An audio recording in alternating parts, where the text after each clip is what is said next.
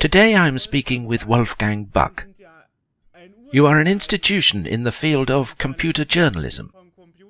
The WDR Computer Club, for example, was one of the first TV shows on German television, which brought the subject of computers closer to the masses, right?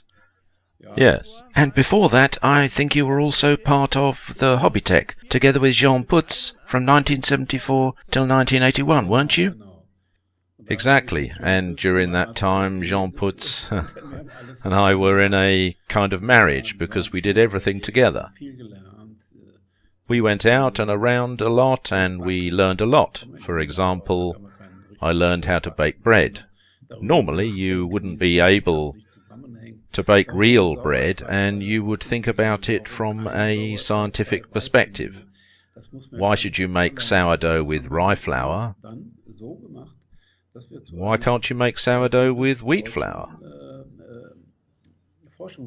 All of this had to be learnt first, and we always did that by visiting a German federal research facility which had researches in that particular field.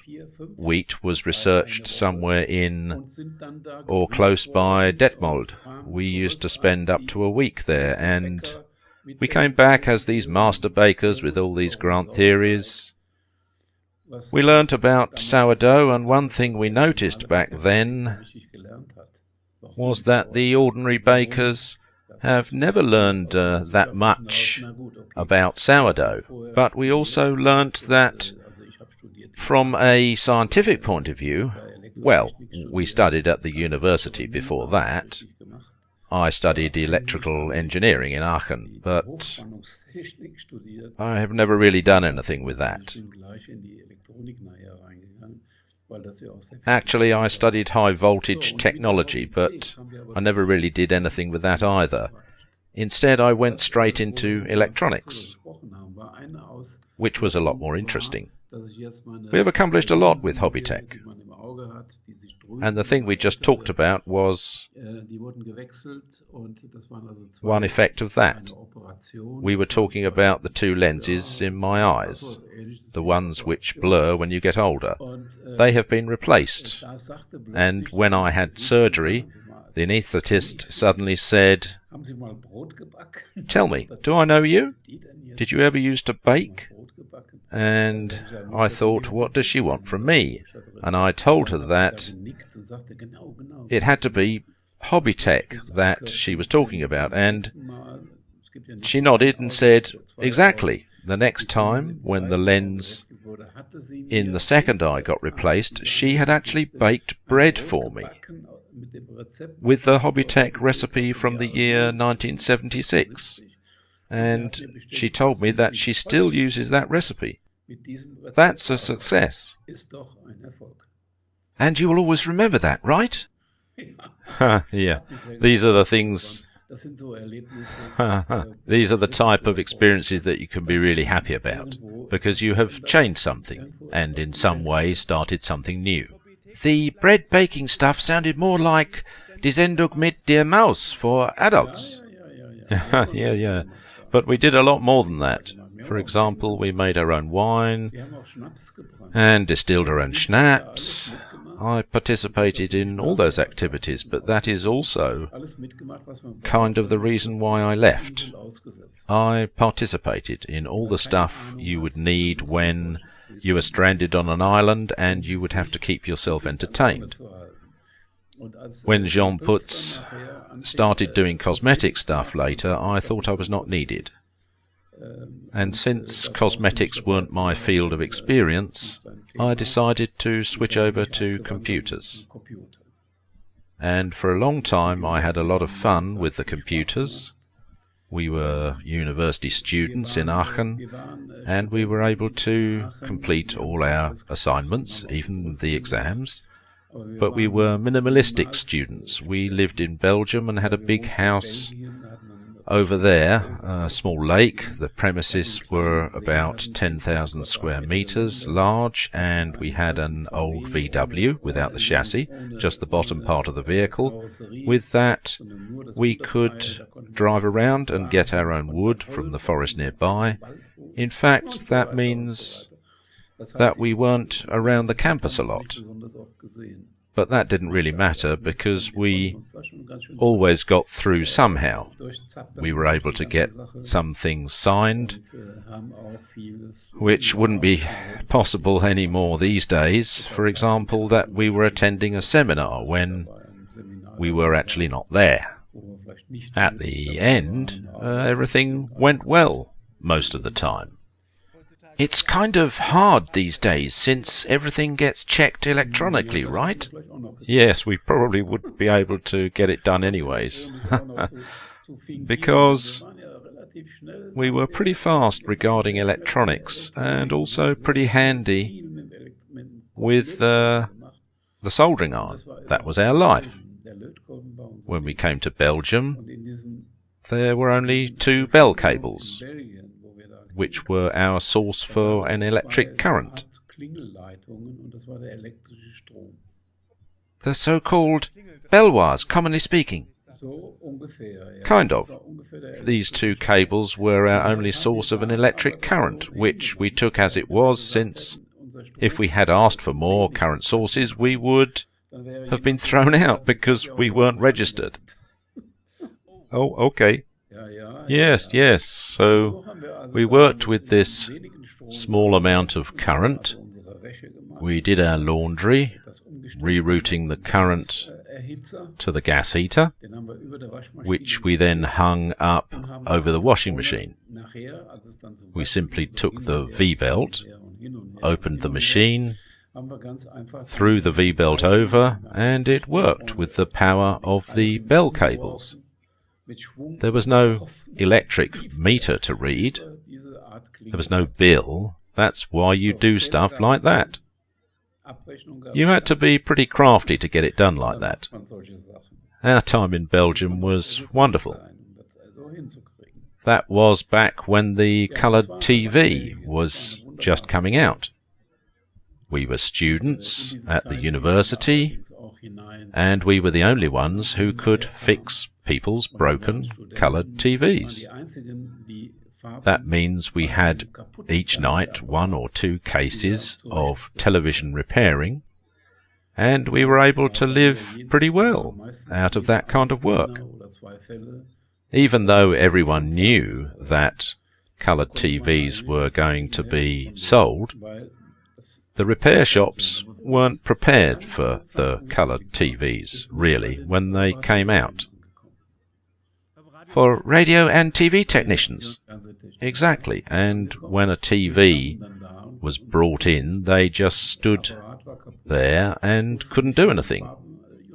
They just didn't know how to adjust colours, how to do this or how to do that. And right there, we found ourselves a new source of income. It went on like that because the technicians were onto us, which we loved. During that time, I had a Dutch girlfriend who had a brother who was an electrician, a tinkerer, who knew that I also liked to do handicrafts. He asked his sister to tell me that the Elektor from the Netherlands, a magazine for electricians, had to be translated into German, and that they were looking for German-speaking people. So I applied there and sent them some articles I had written before. I didn't have a clip to attach the articles, so I took a resistor to clip them together. When the editor saw that, he said, "We've got to hire this guy." And after the electrical era started, we slowly started to deal with computers too.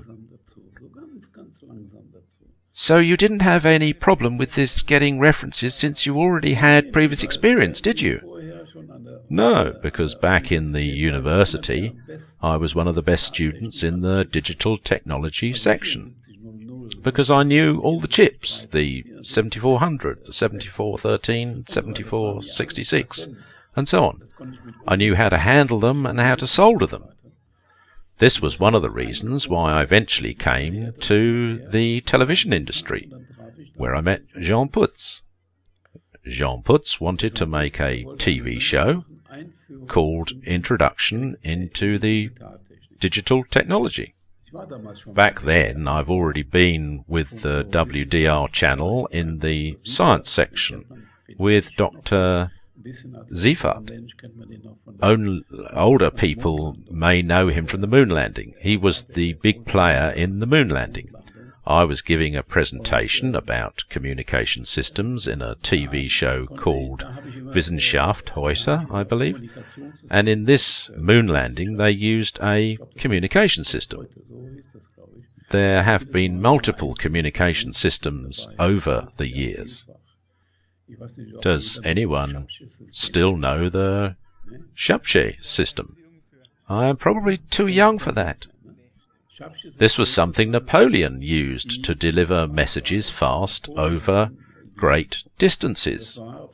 The hands on the steeples could be arranged in this or that direction, and for all the different arrangements was a code. Kind of the same concept applies for computers.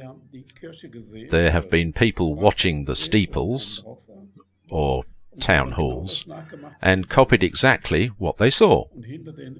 Other people did the same, and so on, and that's how you could deliver a message. For example, from Mainz to Paris. Within an hour the message could even get to the Mediterranean. That's truly remarkable. But if there was fog at night, you eventually couldn't see very far, so it didn't work.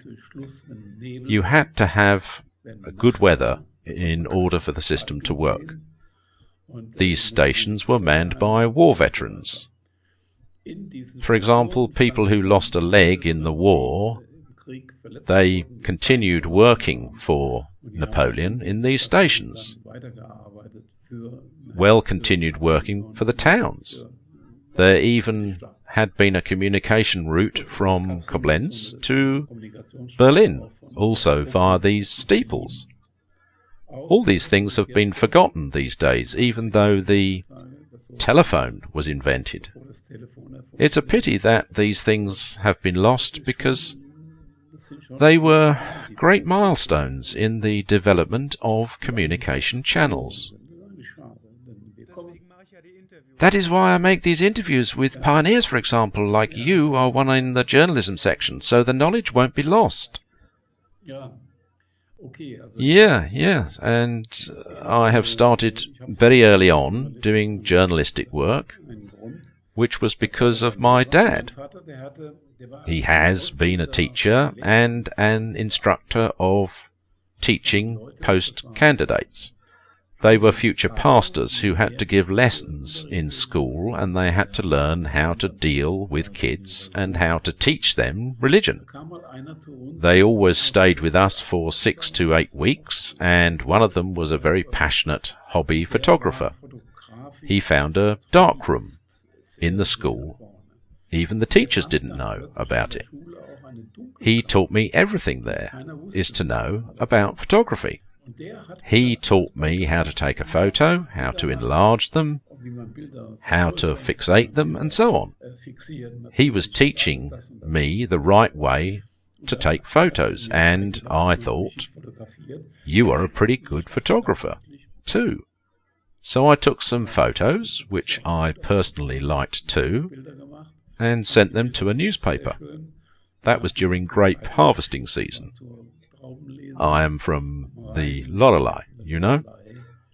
The pictures were published, and the coolest thing was that I received 20 marks for it. So I thought this was a good thing to do, and I started writing for the newspaper at the age of 14. I wrote articles. I am still today in awe on how I got the ideas to write them. From time to time, I had arguments with my father because I wrote about the shipping industry. My father was obsessed with bridges. I don't know if you know Sandershausen. I don't know if you know the Lorelei. Yes, I have heard of the Lorelei. Yes, but there was no bridge, and I was in contact with the man who owned the ferry there. He was in opposition of a bridge. I got a lot of material from this guy, and then my father always said, "There is again something in the newspaper. I want to know who this dirty fellow is who writes these articles." That was his son in this case. Exactly, but he never found out. Anyways, now I kind of knew how to deal with journalism and local journalism. I wrote a lot as a student in the lower grades. I had a basic salary of 250 marks. Think about it. This was around 1957. An engineer maybe earned around 400 marks. It worked out pretty well for me, and I've never left the journalistic field, even when I went to attend university in Aachen. I did something like that. A friend of mine and me would be sitting there and listen to the police radio, and as soon as something big happened, which involved human injuries, we would drive to the scene of interest.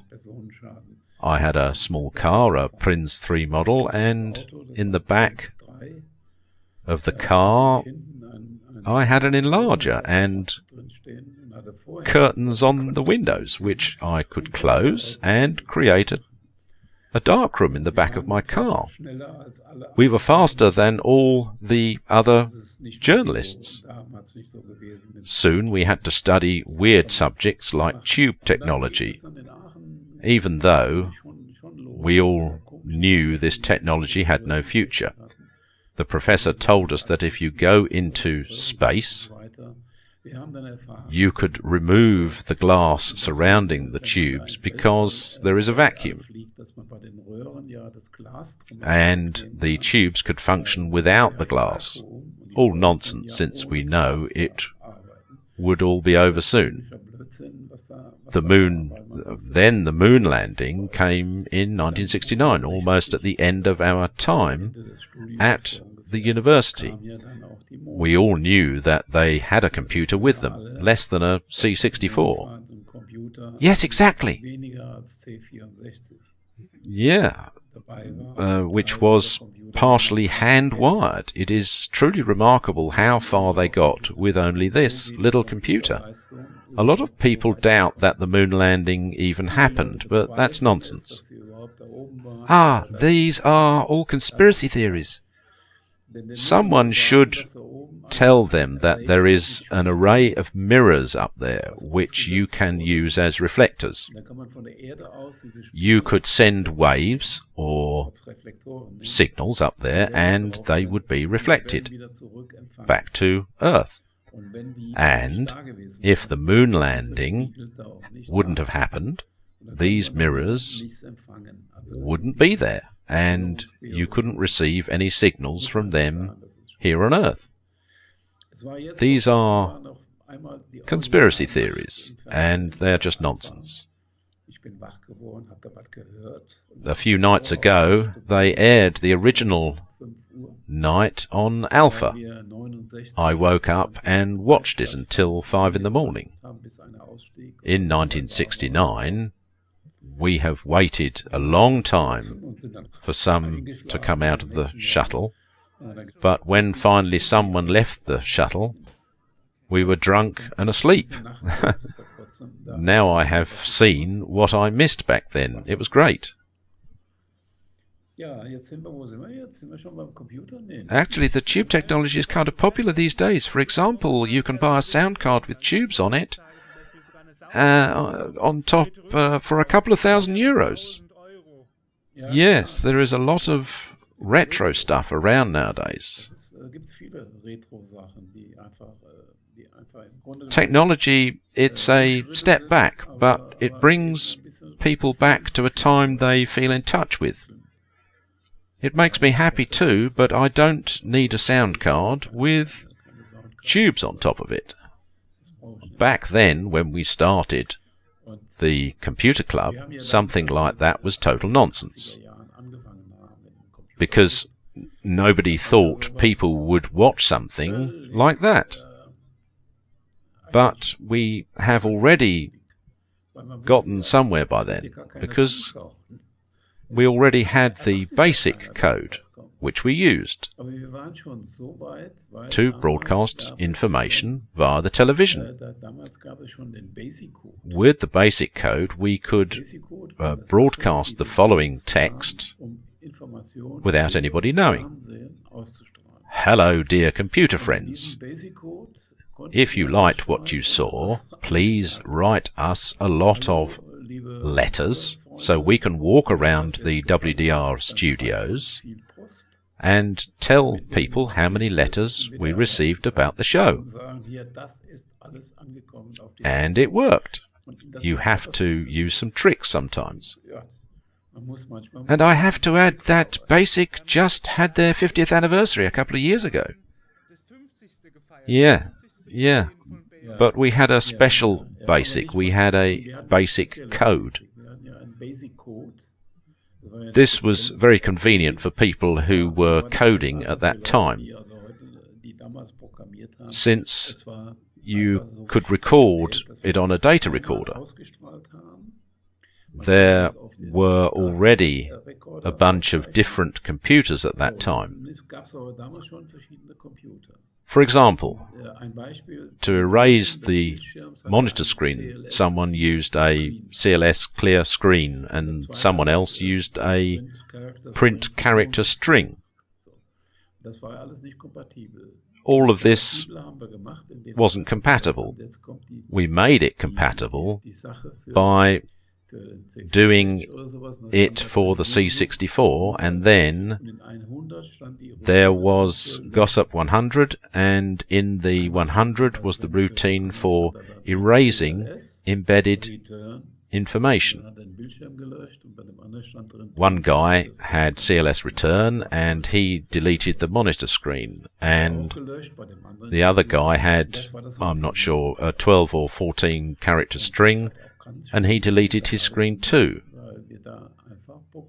This lasted pretty long, because we could broadcast programs like the Perpetual Calendar, because they were written in BASIC. We didn't have BTX yet, which we could have used to copy it. We also didn't have the internet yet. I'm still proud that we did it with our own data medium. You have to think about it this way. Computers were not that easy to access if you lived out in the countryside, because you couldn't just run to your local computer store. You could buy one of those things, but after that you would have to deal with them yourself. You would have to wait until Sunday or so until a show was broadcasted by us. Something new came to the countryside without us having to drive to the city to get it. This probably would not have lasted very long, and it needed to be improved a lot, which we partially managed to do.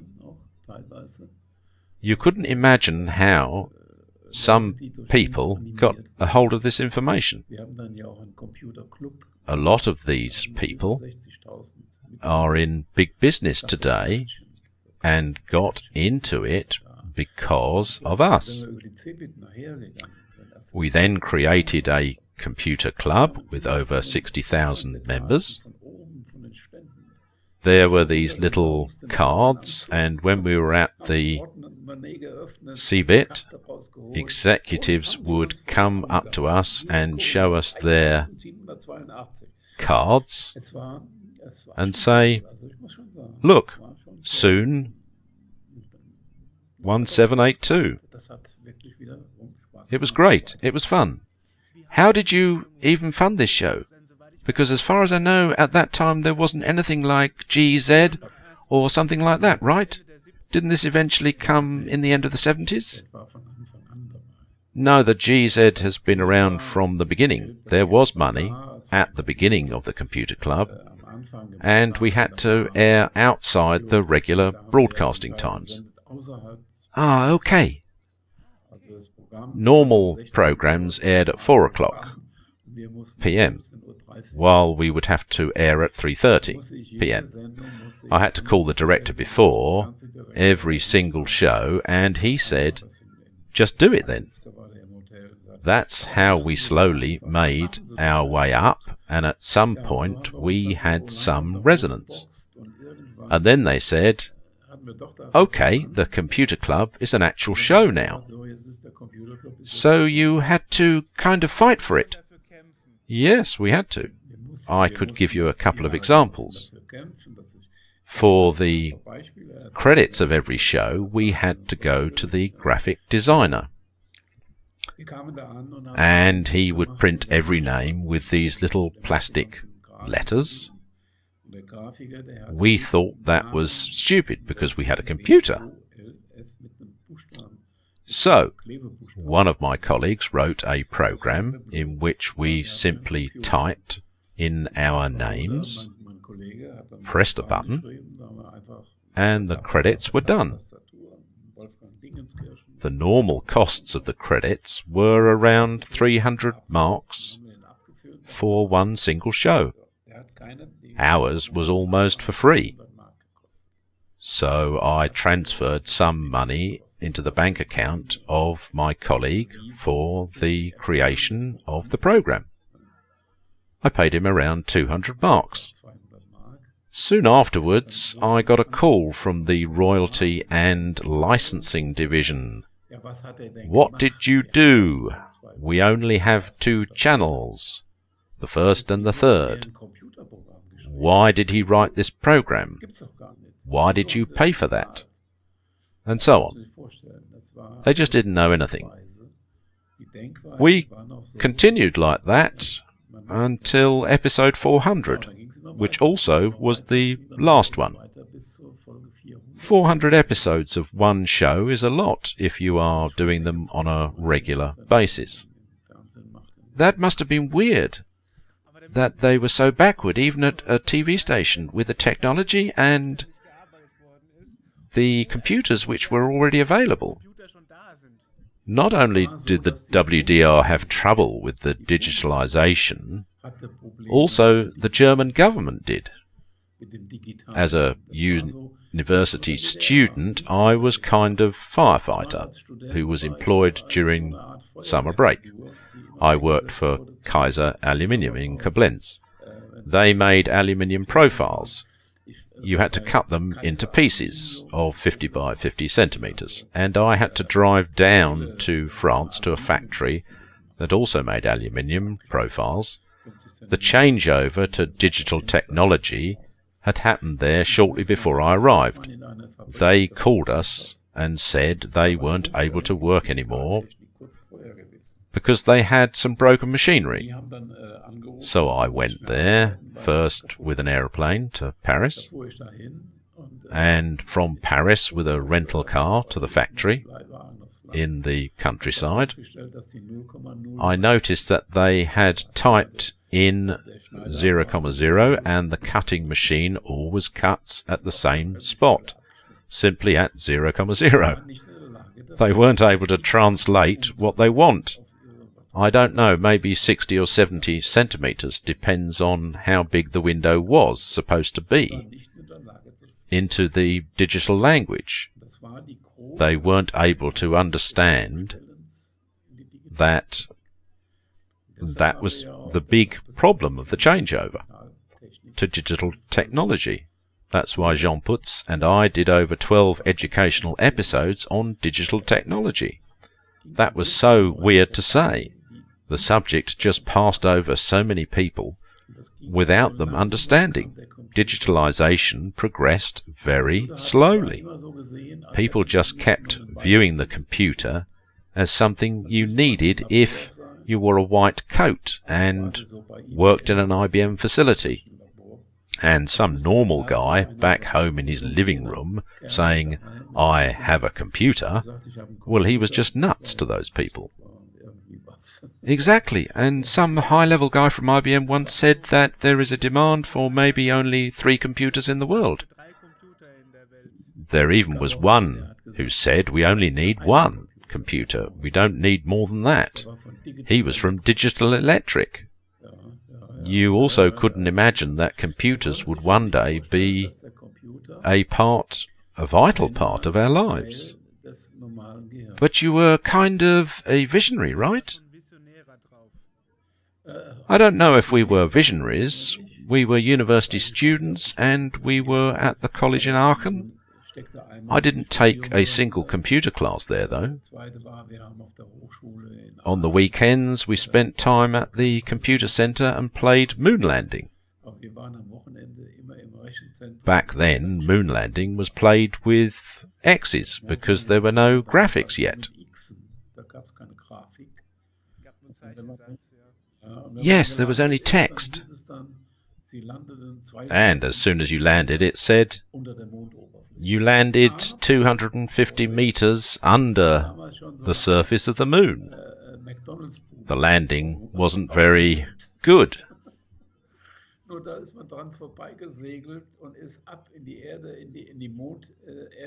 But we had a lot of fun. It was so primitive, you probably couldn't believe that almost grown men had fun playing it.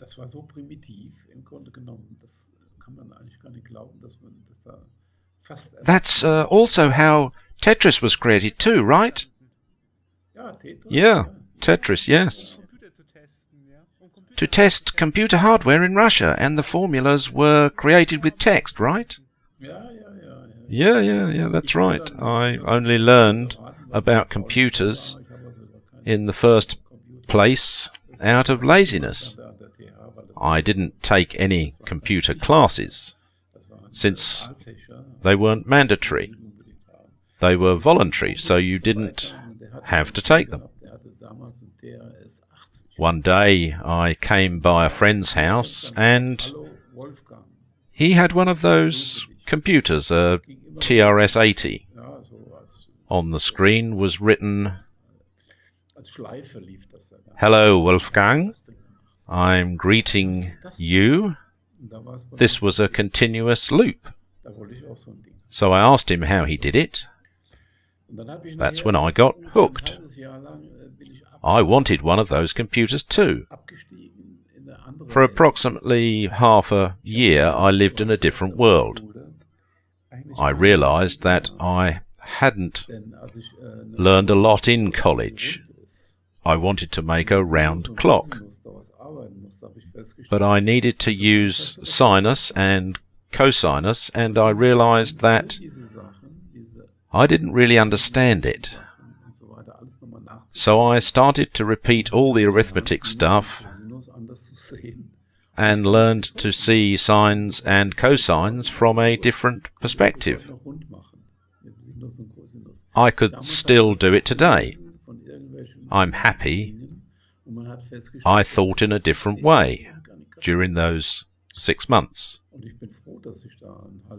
But we didn't get ahead, did we? We are still at the beginning, right? Yes, we are. Still at the beginning of your story. You've experienced a lot. Yes, and it was great. It continued when the computers finally arrived for real. There has been a new computer almost every week. For example, one was called Color Genie, which was really good with colors. There have been a lot of attempts to include the people. The winner of that competition was Commodore and Atari. and Atari came close in second place. Atari soon developed into a music computer. The VZ64 from Commodore was a phenomenon. You could see it almost everywhere. Soon there were these small computer fairs. There was one in Dortmund where you could buy computers from Vobis, and some of them were even broken.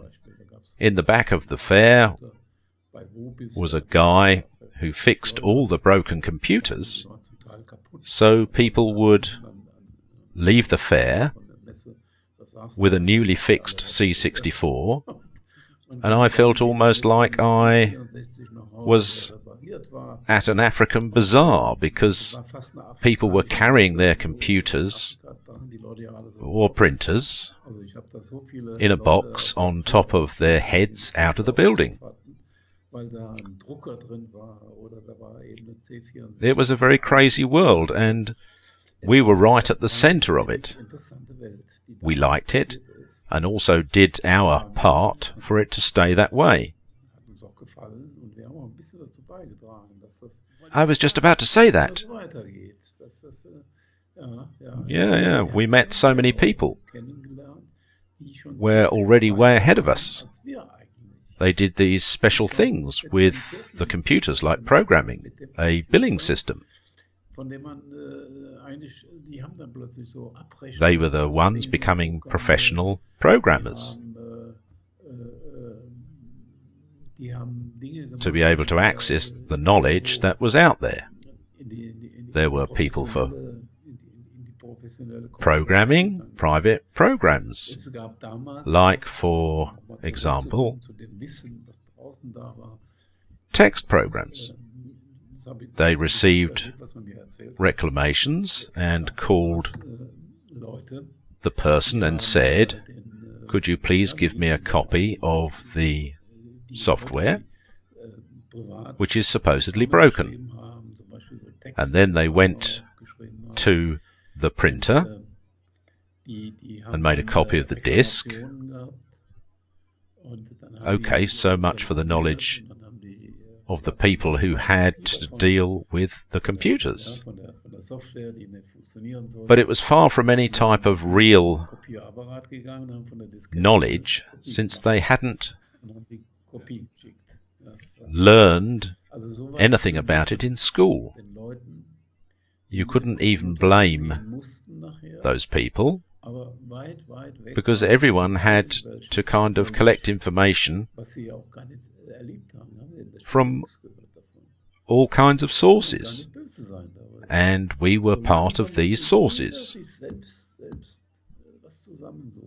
where you could get information. It took quite some time until there was a basic knowledge of these things in the society.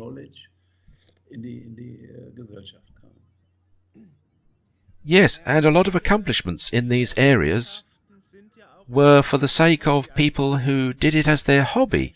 For example, the first home flight simulator, Flight Simulator, and Flight Simulator 2, they were released for Apple II first, and later also for the C64.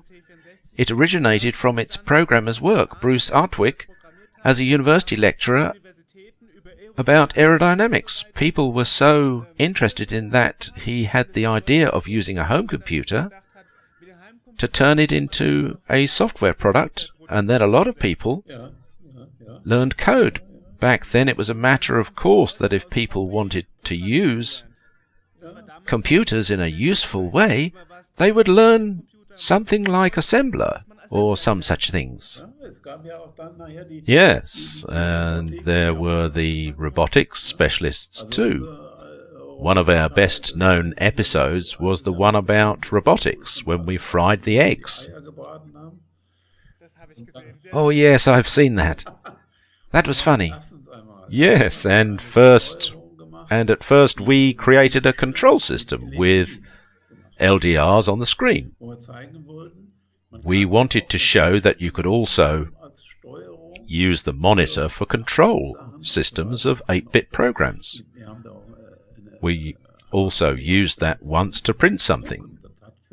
It took forever, but that didn't matter. We put up LDRs on the front of the screen, which each represented 1 bit. We would pick up 1 bit from the front and reroute it to the cable, and then we had a real 8-bit connection, which we used to control the robot.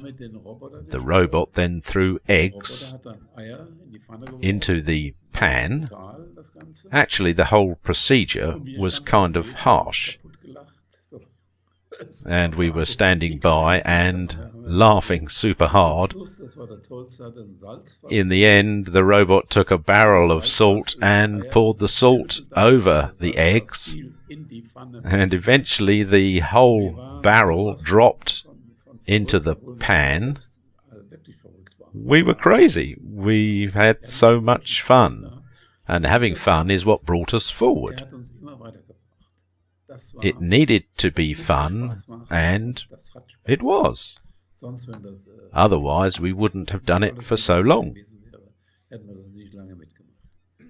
But your colleagues sometimes thought you were a little bit crazy too, right? For example, there is an extract of Im Brennpunkt in which you are giving a presentation with acoustic couplers. The subject was hacking,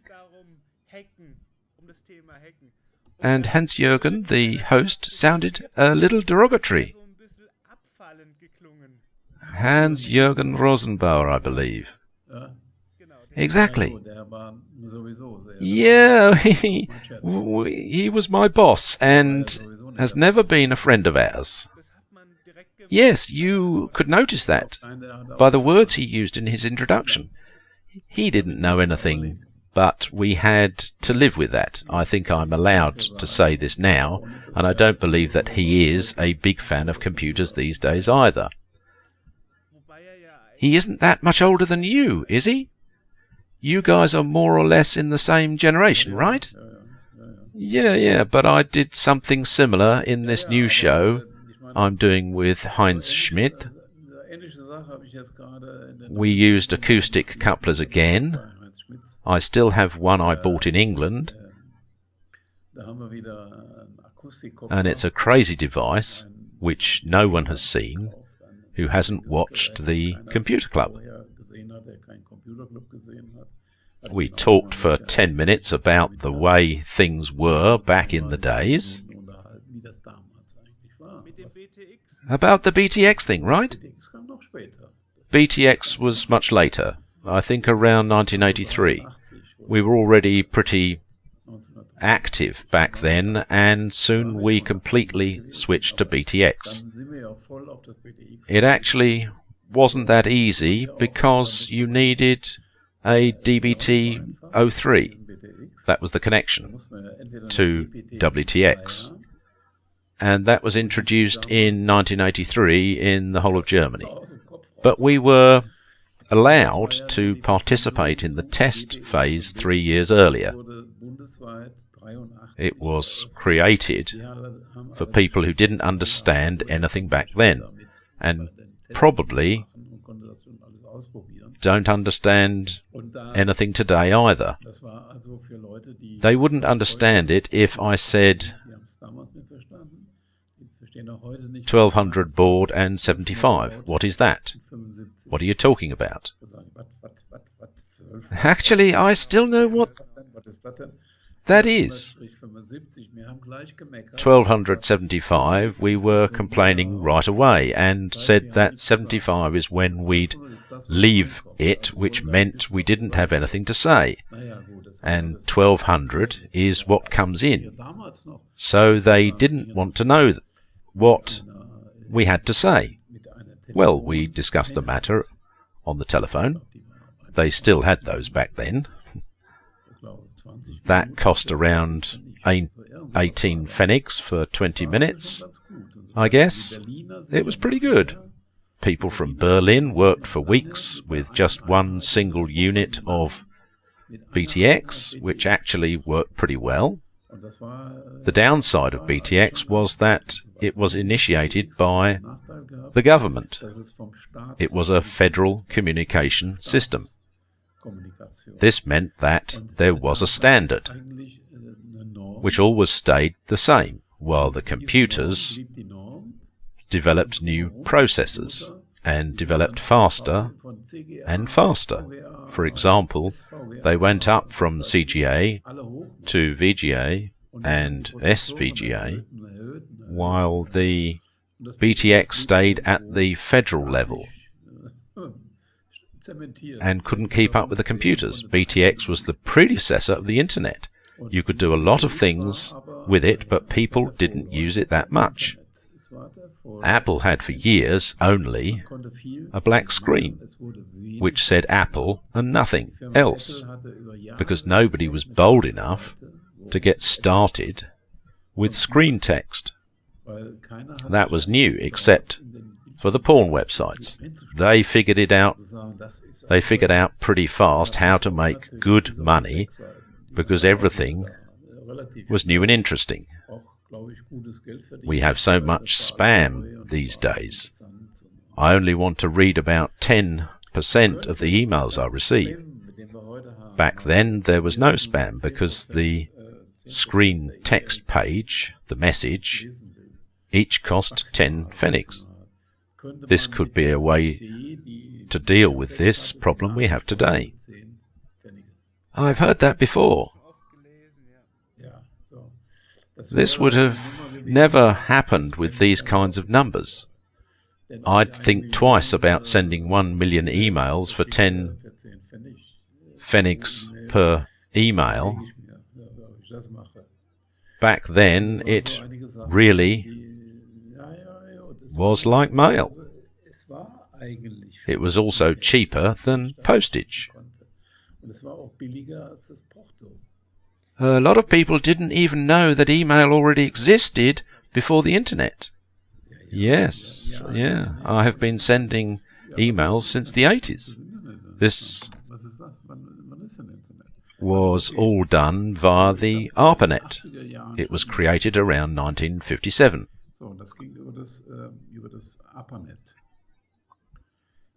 This was when people were afraid of the Russians, and that they could be able to build missiles that could reach the US. So people said that it wasn't good to have information in separate places. Like, for example, some information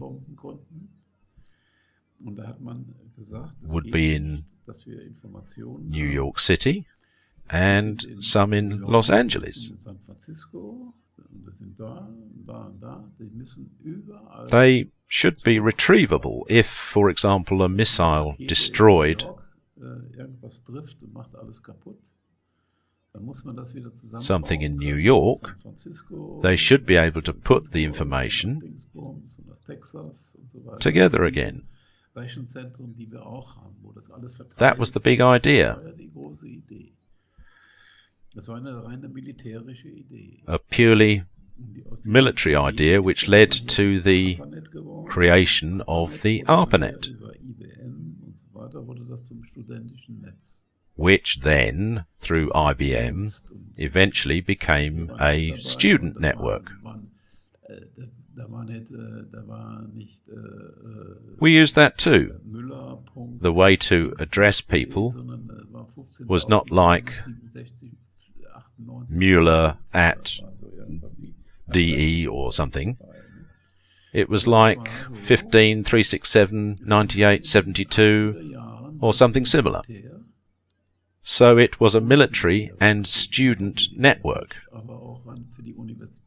in the early 80s and became mainstream in the 90s.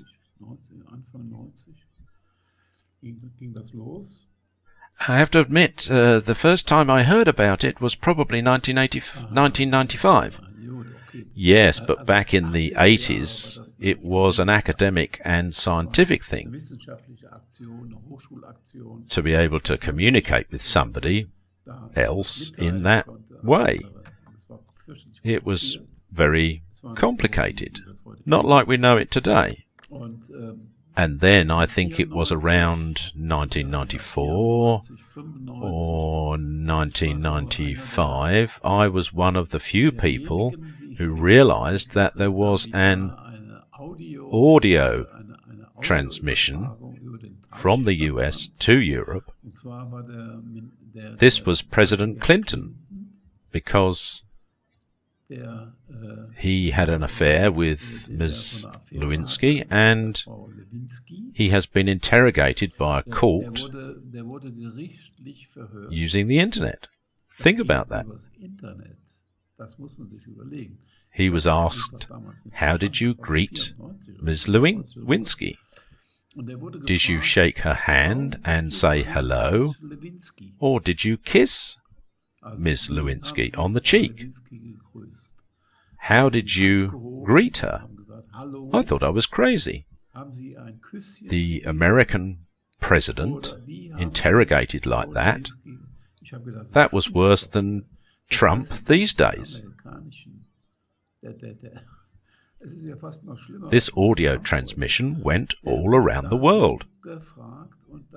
Thank God not many people listened to this.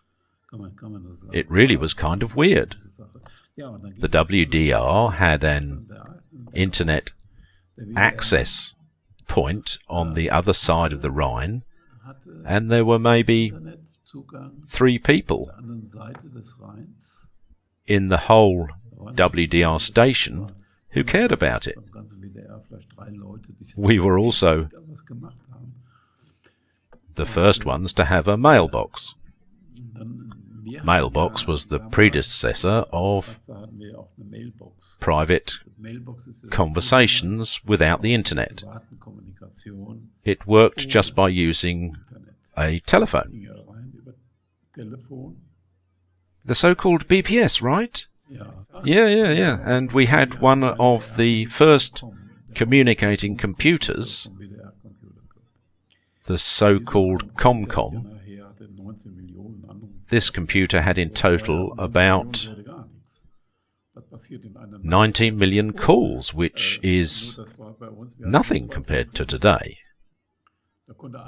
We had only 2 telephone numbers, so you could enter it and chat with someone else only using the keyboard. Sometimes I still think of the things that happened during that time. You could only open one box, and someone copied an article from the Zeit magazine about software theft into the ComCom, and the others could read it. Then I received a letter with a bill from the author of the article, who was a lawyer. He noticed that the article was in our ComCom and used an acoustic coupler to hack our computer. It took him 45 minutes to write that article, which was about the length of one broadcasting of the WDR, in his opinion. So he used the remuneration framework for audio transmissions of the WDR and discovered that it cost 1,500 marks. So a type of cease and desist letter. Yes. And because it took him 45 minutes to write the article, it was the equivalent of a broadcast of the WDR and cost 1,500 marks. I didn't want to pay the bill myself, so I went to our legal advisor and he asked me, "What did you do? How can he be billing us for this? What did you send him?" And I said that I didn't send him anything. and that he hacked our computer to get it. He said that he didn't think that was possible, so we agreed on a meeting, and he came into my office and wanted to know how the mailbox worked. He even brought the data protection officer of the WDR with him. So I told him I would show him now how it all works. I will go to the other side of the Rhine, into one of these mailboxes, and I'm going to log in with my keyboard. And we will see if someone is there. So I went there and found two people arguing. One of them, that it was a stolen program, but I didn't know which one it was. So our legal advisor told me, Mr. Buck, something like that, people arguing, is not supposed to be on a screen of the WDR. He didn't even get that I'd been somewhere else. That was an interesting time, wasn't it? Yes, and he didn't get it, and then I received a letter saying that I am supposed to always be there when the mailbox was running.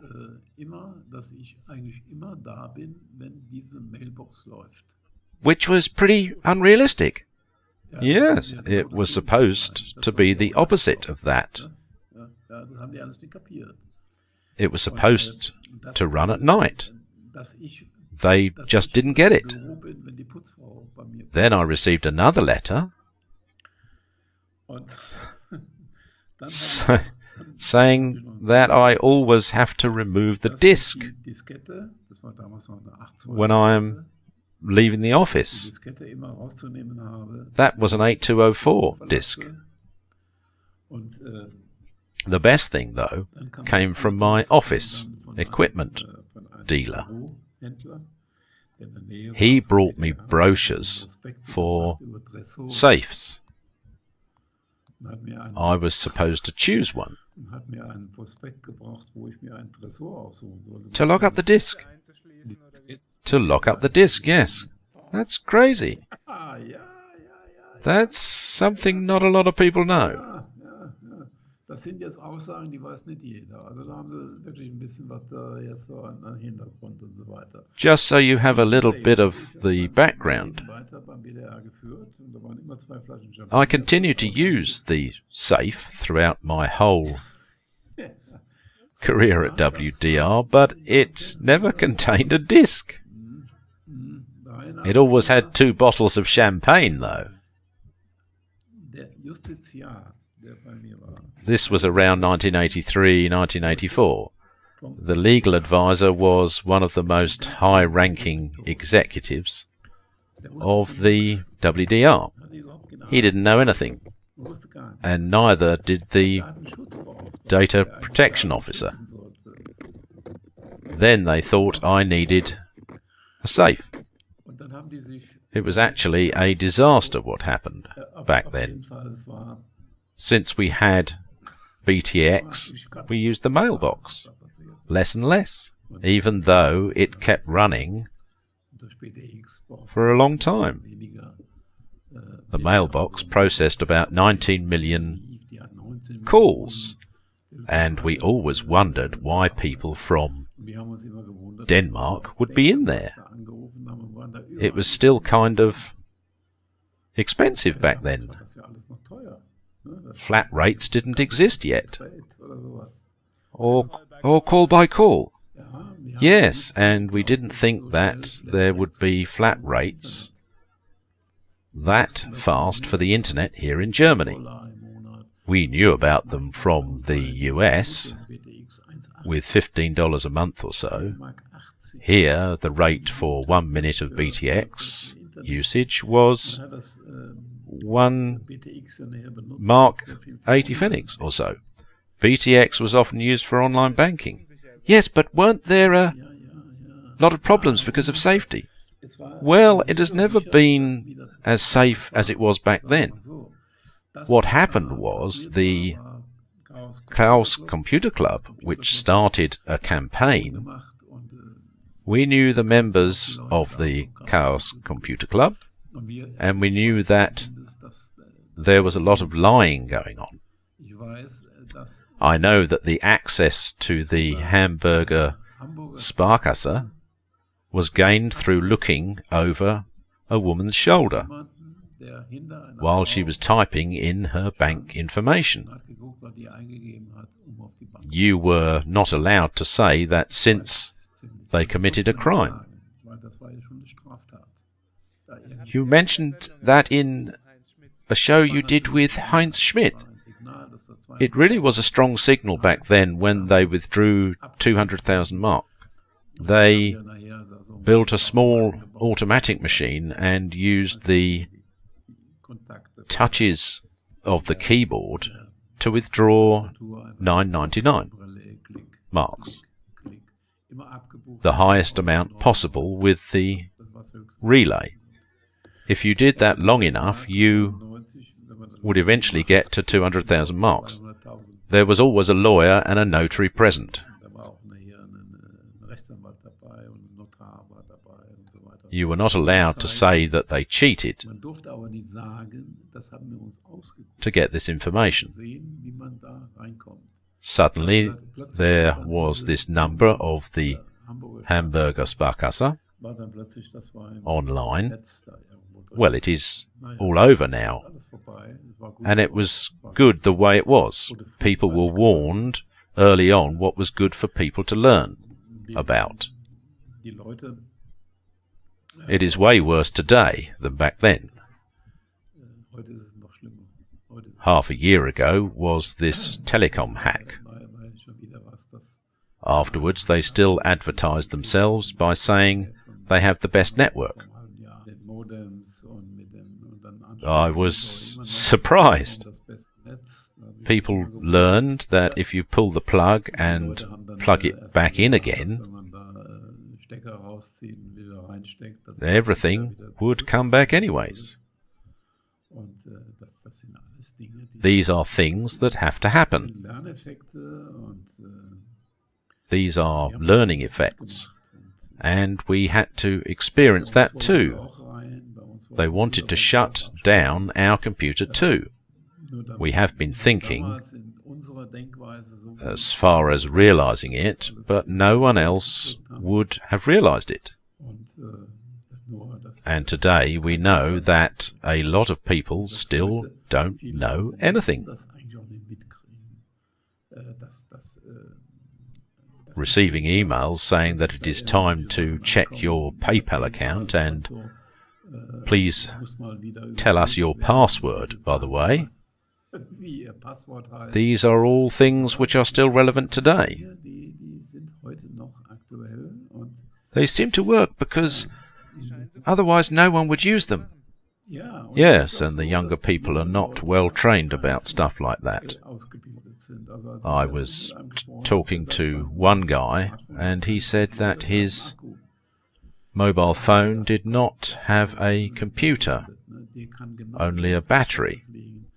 I only thought, dear Lord, you could also fall into the trap of phishing and all sorts of other issues. The creativity of these hackers isn't exhausted yet. What was your top experience, your top guest of the WDR Computer Club, aside from the robot annihilating the eggs? The best one? Yes, a few best-offs. I would probably have to name them all, because we had a lot of great people on our show. For example, we had Theo Leiven from Vobis. He also participated in our last episode of the Computer Club, and he has always been against Microsoft's policy. If you don't cooperate, you will have to pay. For some time he even sold only OS2 and no Windows products anymore. Yes, I have seen that too. Eventually he had to turn back to Windows and had a sales volume of over 4 billion euros a year. I'm still in touch with him nowadays. After that, he sold the company to Kaufhof and Metro and others. I knew him back then because he was also the one selling calculators to university students. After he sold it, he went to the University of St. Gallen and earned his PhD in economics. He is a professor in St. Gallen now. He'll be on our next show too. He was a person who had a lot to say, and I got along with him very well too. When he invited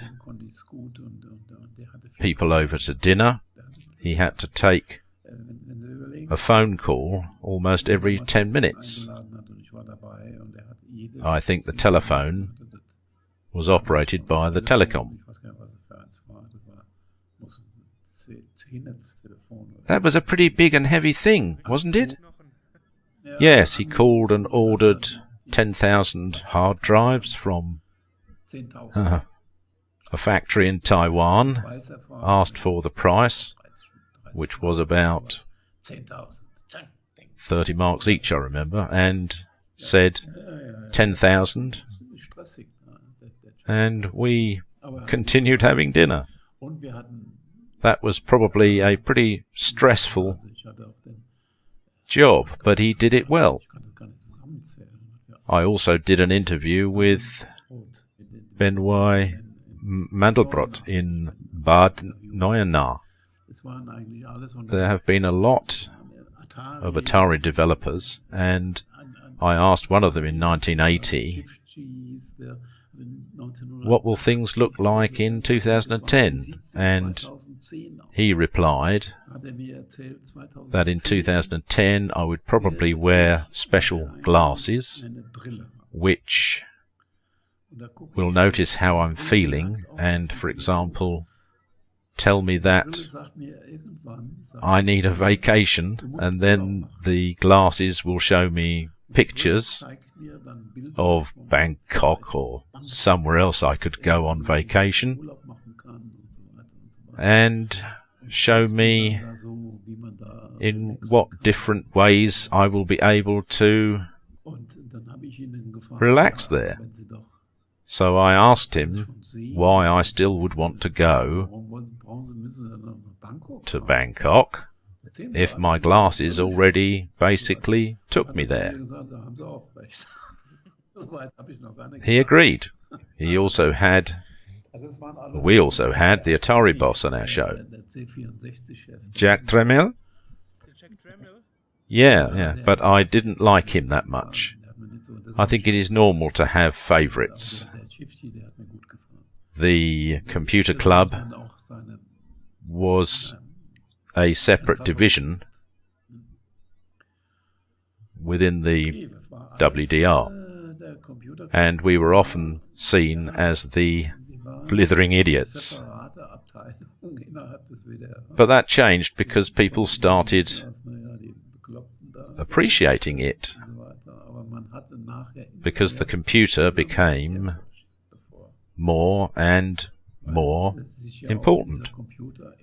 You still had to do online banking, but the internet changed a lot of things.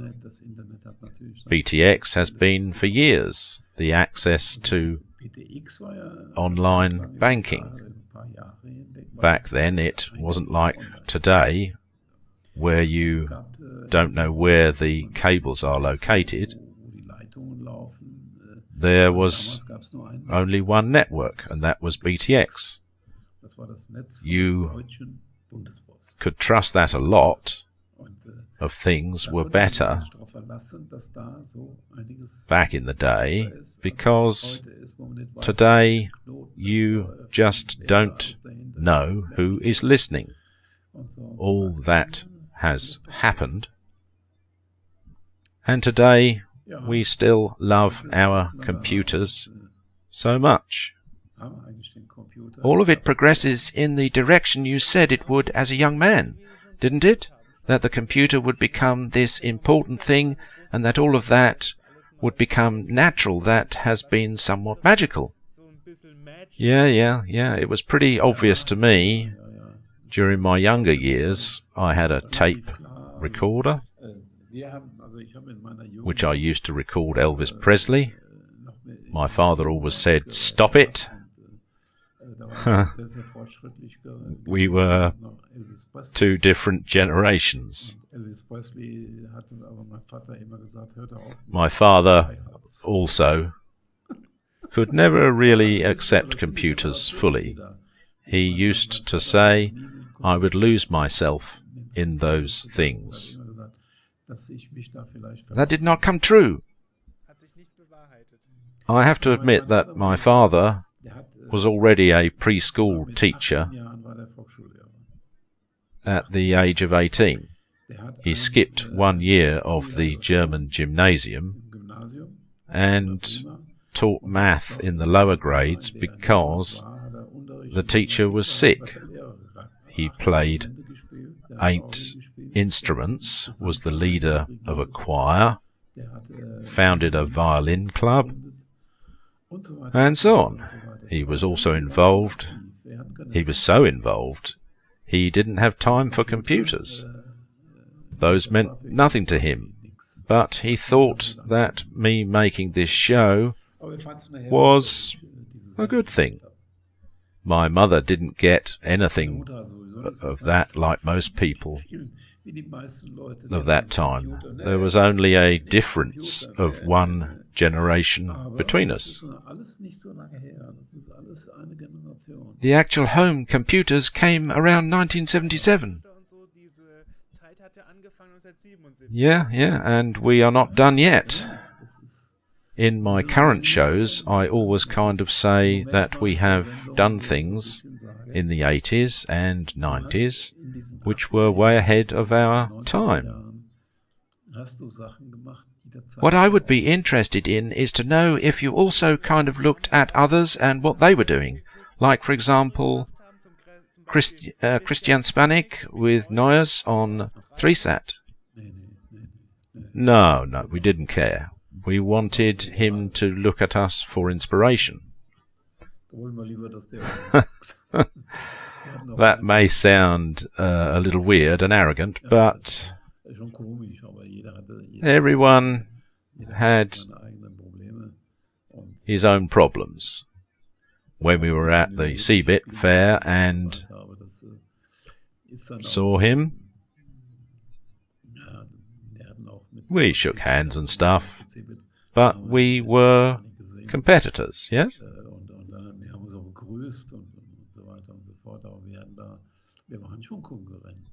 It was about viewer numbers, wasn't it? Who had more views? Well, for a long time we couldn't even talk about viewer numbers. Those went up pretty fast because the people at the WDR realized that it didn't matter at what time they would air the computer club, at 10 o'clock at night or at 9 o'clock in the morning. There were always people watching it. Most normal TV shows can't say that because it highly depends on the time they would be aired. I was shocked to read that the WDR is second to last place in the local TV channel ranking. There are older people sending emails to the WDR saying that they should again do something like 8 You don't know that anymore, don't you? Yes, the 8 shin rings a bell. Wasn't it called 7 shin? Yes, that was the thing about traffic and stuff. 8 shin is supposed to be something to show people how to handle computers so they wouldn't fall in one of the many traps out there. They are right. A lot of people want to do online banking these days, but don't know how to because nobody shows them. What is important, what stuff do they already know, and what did they forget? There should really be a show like that. Yes, this reminds me of my interview with Stuart Sheffett, the creator of the Computer Chronicles. Yeah, and there are also the people who say they don't want to work with Windows 10. And you could tell them to use Windows XP, which doesn't get any support anymore, and you can't use the internet because there are no virus scanners available for that. Hello. As it happens, I have reorganized some of my old disks today, and I found an old Windows 3.11 operating system. My first operating system was Windows 3.1 from 1992. Yes, 3.11 was already available with network adaptation. Exactly, with the Windows for Workgroups. Yes, and nowadays you couldn't simply use the internet with those things. You wouldn't know what's going on. If I recall right, you announced on your website that you retired in 2007. Well, 1 year earlier, 2006. But you are still continuing to work on YouTube. Is it still an affair of the heart for you to inform and educate people on what is going on in the IT sector and with computers these days? Yes, I have been thinking that a lot of the stuff we did in the 80s and 90s has vanished. For example, facial recognition software in 1995.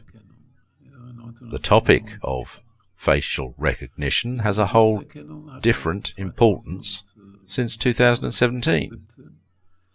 Back then, nobody cared. I just did an interview with a Professor von der Malzberg, whom I already interviewed in 1995 on the topic of facial recognition. I wanted to know how much has changed back then. A lot has changed.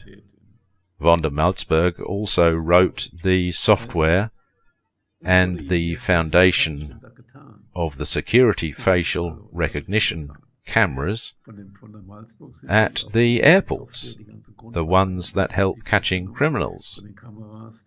These are usages no one would have thought of back then. He has been the #1 in the facial recognition sector for a long time, but has been surpassed and is now second place. He wants to regain first place through surrounding himself with young people and developing a new way of thinking so that he can have a new, unique perspective on the topic, so he can improve it. And these are the type of messages I like to help to get out into the world. He doesn't want a computer that can surpass his brain, but it can be a help for a lot of things that weren't possible before. Google had the same problems with their self-driving car. These are the same structures. In 1995 I drove to Aachen with von der Malzberg, and he said that he wants to have a software that could recognize a hat. That's weird, isn't it? And in my next show I'm welcoming him and asking him, I am wearing a hat, do you recognize it? He says that he could recognize it, and that on the one hand the problem is solved by now, but on the other hand it still isn't solved yet. I asked him the right question to prove that. What about a thimble? Fingerhut in German. AI cannot differentiate between a thimble and a real hat, right? That's exactly the problem. The computer still has to learn what a thimble is, to think outside the box. But you would also have to tell a child wouldn't know what a thimble is unless you told him. It has never used a thimble. Only if you tell the child what a thimble is, it's able to know it. The same applies to computers. The question is, if the computer becomes more efficient than the human brain, or if the brain stays more efficient than the computer. The computer has a lot of disadvantages. For example, it doesn't have any emotions or no desire to discover something new or to improve something. These are all human characteristics a computer doesn't have. Yes, but a computer also has the ability to learn new things. It learns new things through data like pictures and things, and if you show him a thimble, he would save it and know it from now on, as the child does. All these AI and neural sciences I find highly interesting. The whole self-driving car thing from Google, there is so much going on, and I know of one guy who worked there. He studied in Bonn, and I know that he knows the computer club. I want to have an interview sometime with Google America. I hosted a show in 1985 called Autopia, and in this show we presented how the future would look like. One of our guests was the head of the scientific division of VW. That was around 1985. There was no GPS yet. He showed me a card with a barcode written on it. He said that in 10 years I would plug this card into my car and drive to him. We were almost talking reality when we talked about driving in a convoy. You would get in, read the papers, sleep a bit, and the next morning you would wake up in Munich. We don't have convoy driving these days, even though it would be mostly possible. Google just had this car accident, resulting in the death of a person, which hit them hard and was a big problem for them. It is an ethical question. Who should be saved? The people inside the car or outside? It is really hard to find the right answer for that question. Yeah, you could also put the question into perspective and say a computer would cause less accidents than a drunk driver.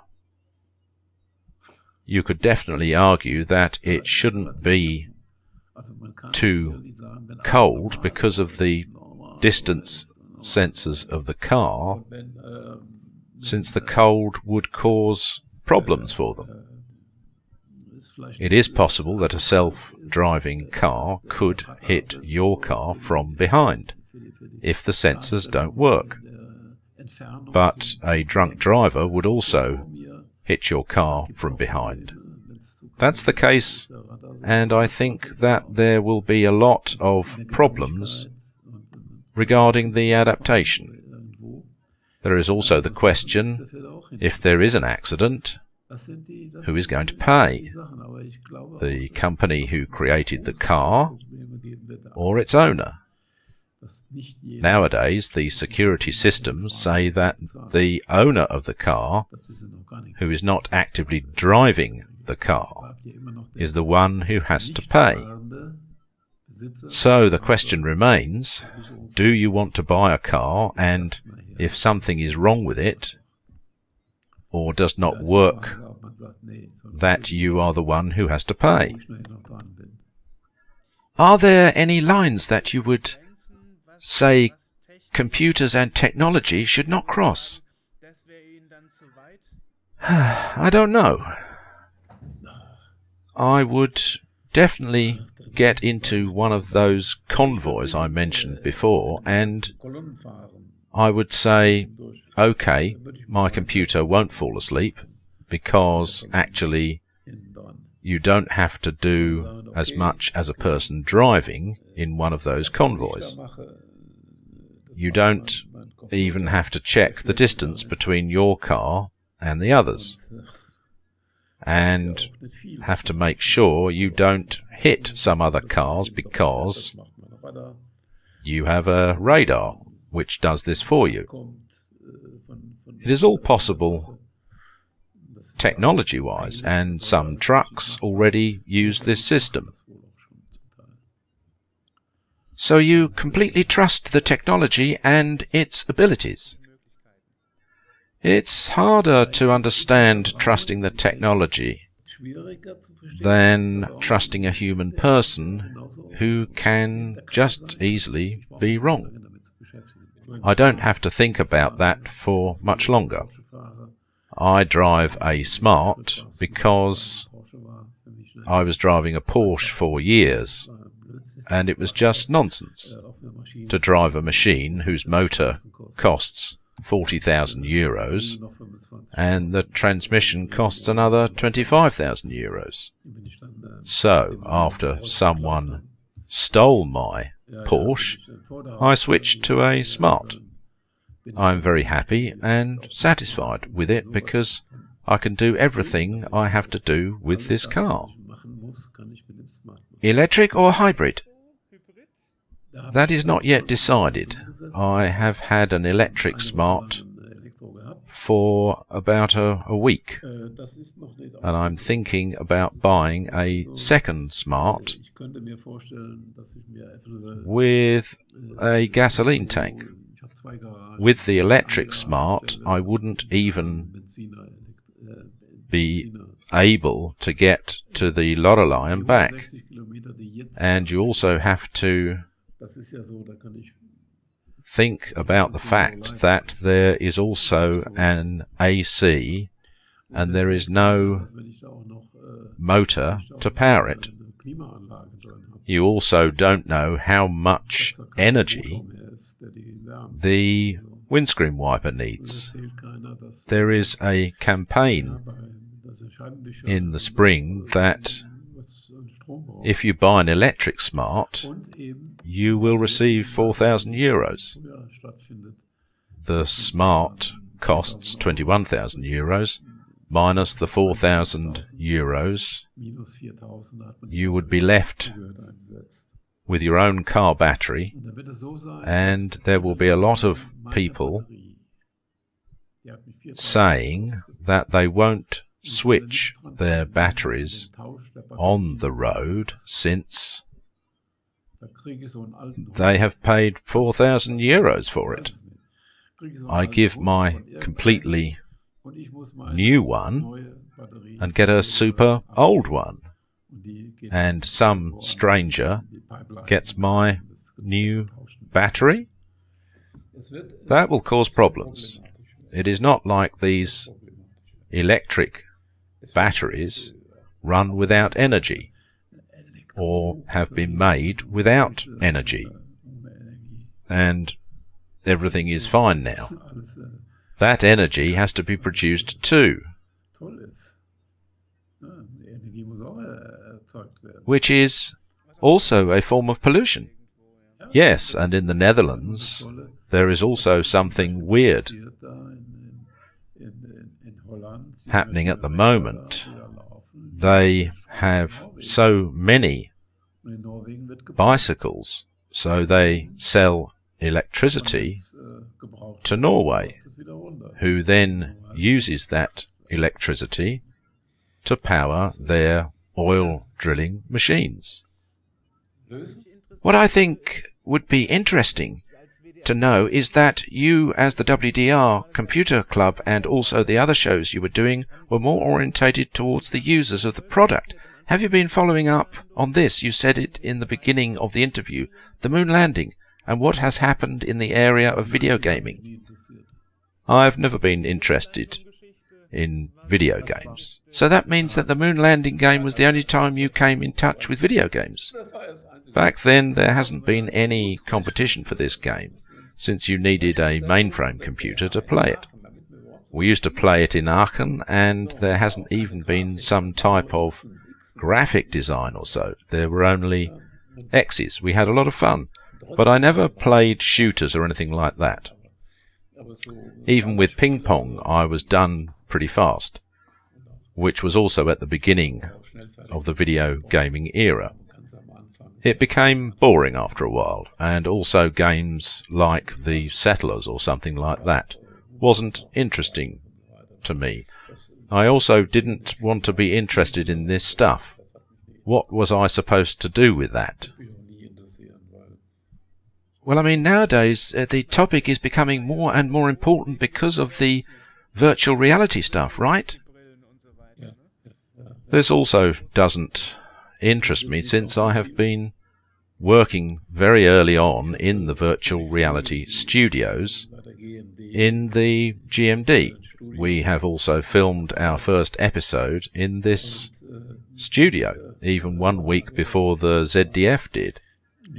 It isn't very natural to have help as a show host, and it tells you where you're allowed to step and where you are not allowed to step.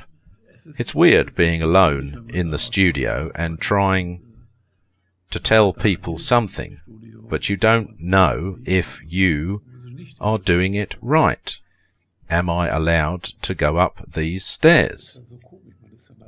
Are this even real stairs? In our first episode I walked up the stairs and it worked. You can also see that on YouTube.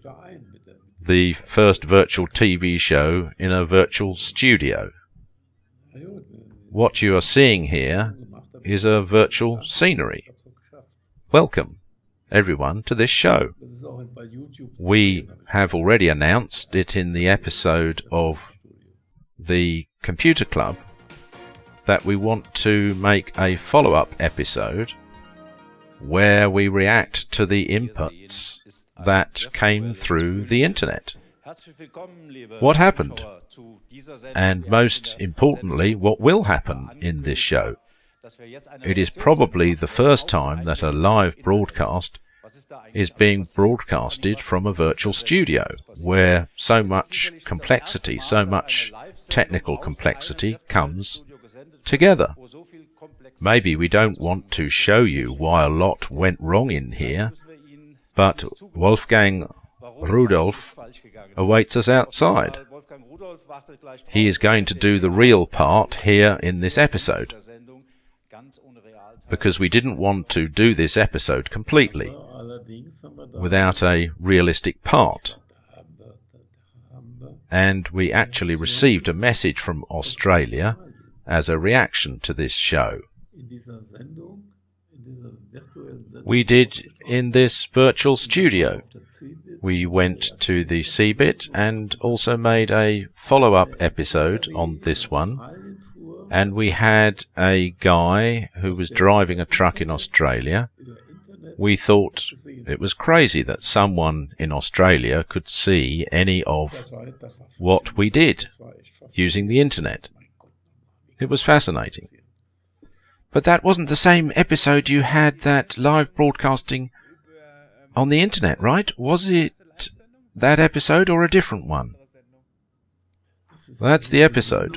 When you look for it on YouTube, I am sitting there with a brown jacket somewhere on a background. Like a green screen. You'd use it today to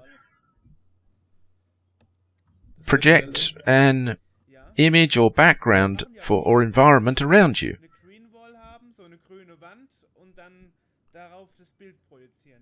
Yeah, but that's only the beginning. You could find entire virtual sceneries in those virtual studios. You used it to work with tricks. Sometimes you could blank something out or change colors, and then they would switch to camera 2 or some other camera. To do stuff like that, you needed a big computer, which has always been a problem. We used the one from the GMD, Gesellschaft für Mathematik und Datenverarbeitung, which was a big think tank where people were able to try a lot of things without it having an immediate impact on their revenue. That was great. And about virtual scenes, the virtual stays virtual in my opinion. I have 3D glasses for my TV, which I have never used. And I am also not interested in using them. Maybe I'm too old for this. Or maybe I just know too much about its origins. You shouldn't forget that there has been an attempt with virtual reality stuff in 1994 that wasn't successful either, right? Yes, exactly. And a stereo television with glasses will never be successful. I have experienced it. There has been a hype regarding the magazine Hotzu, which had glasses in.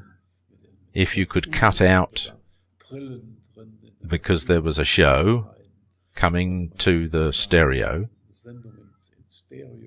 so they were all sitting there with their glasses, but nothing ever happened with that. It took care of itself. You are talking about these red and blue glasses you could cut out yourself? Yes, the people didn't want that anymore. I believe that humans want to stay humans and don't want to walk around with glasses in their faces. Like the guy I interviewed from Atari. He said, actually, you're right. If my glasses would tell me that I should go on vacation in Bangkok, and they would show me all these great pictures of Bangkok, I wouldn't need to go there anymore. Well, Google tried something similar with the Google glasses, right?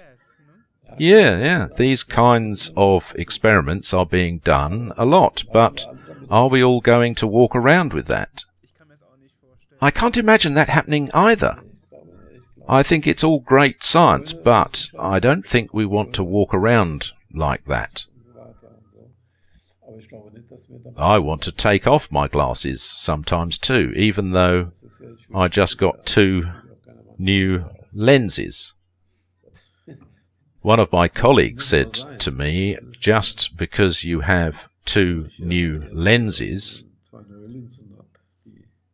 doesn't mean you can see through me. I have the thing right next to me where we noted what we actually wanted to talk about.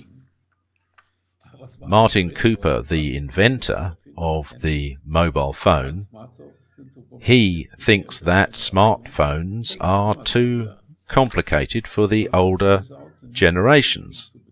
And there it is again. What's your hint on this, since that young guy you mentioned earlier says that smartphones don't have a computer, only a battery?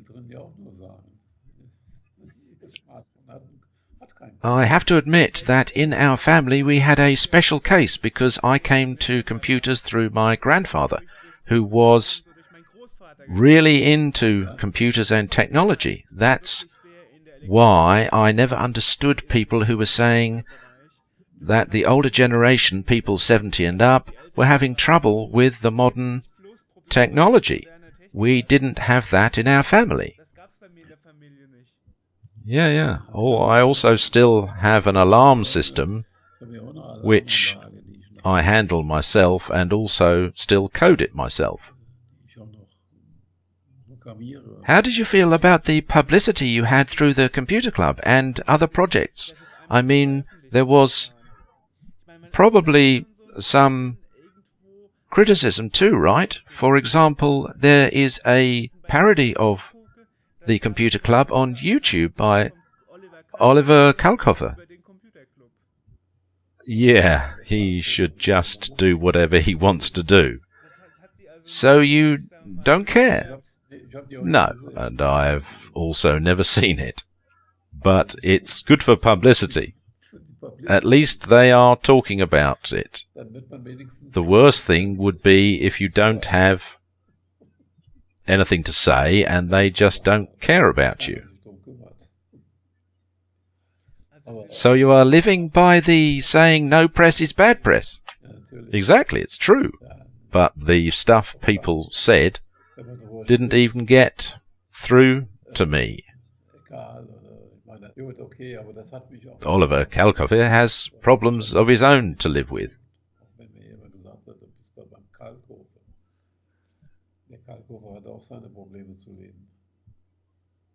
Yes, but I am still wondering if you weren't a little bit mad sometimes, if there is any criticism or something like that, or do you just have a thick skin and you don't care anymore? You have to. A while ago I was criticized for leaving the show. I have also heard people saying things about it who don't even know what happened. I mean, it's your right to keep it as a secret. Stuart Scheifert, the author of the Computer Chronicles, once told me in an interview that he made a mistake of searching for himself on Google. The result was Stuart Scheifert is the rudest person in the world. Yes, and none of us are angels. Most of us are also grandchildren. Well, I'm also a little Kölner.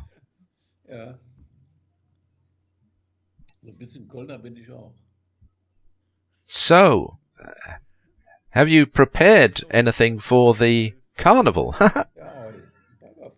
Yes, Viva Fastnacht. So, what are your plans for the next couple of years? To survive them. Well, I mean, with a little luck, you can get pretty old these days. I mean, you are still doing shows even if you're on YouTube now.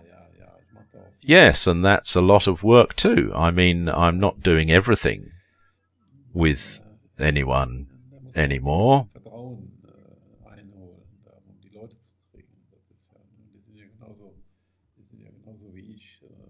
So you are lucky. We also have a lot of fun.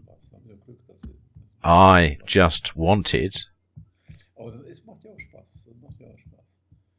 Ist ja alles ganz ungezwungen. So, und,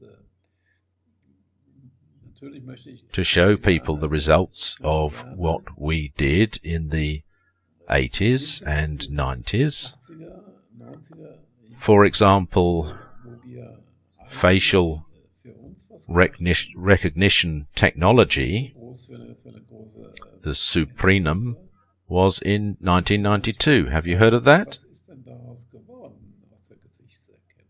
Was ist denn daraus geworden? 1992 war der Suprenum. Ist das bekannt? Suprenum? Doesn't ring a bell, no. Suprenum war mal der Suprenum was the fastest computer in the world, gebaut in St. Augustin bei der built in St. Augustine with the GMD by a guy named dieser Trottenberg. Ulrich Trottenberg. Der ist jetzt auch gealtert. This guy was pretty young back then and has aged now too, and in spring I was going Ein Parallelrechner. to interview him too. Massiv parallel. That thing was a parallel computer Englisch und der Programmierer and it parallel, failed weil der Mensch nicht because of the programming of the parallel part. dass an links Humans can't do the parallel part very well. All the different directions, back and forth and stuff, and they calculate and put things together and stuff until we have a great result. That happens faster than anyone else can do it. That project failed, but I still have one of the 4 basic circuit boards.